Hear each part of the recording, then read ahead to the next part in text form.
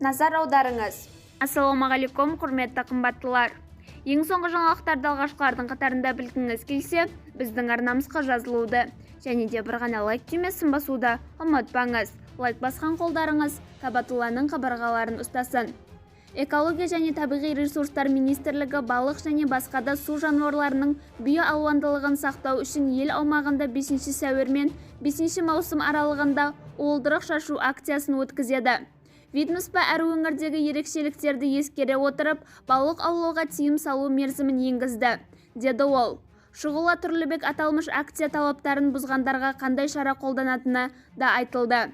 Осы тыйымды бұзғаны үшін заңнамада әкімшілік кодекстің 383 бабы бойынша 10 аектен 40 аекке дейін айыппұл түріндегі әкімшілік жауапкершілік және 3 жылға дейін бас бостандығынан айыру түріндегі қылмыстық жауапкершілік көзделген, деді ИИМ өкілі. Бізді бақылауды жалғастырыңыз. Арнамызға жазылып, бір ғана лайк түймесін басуды ұмытпаңыз. Сау саламат болыңыз.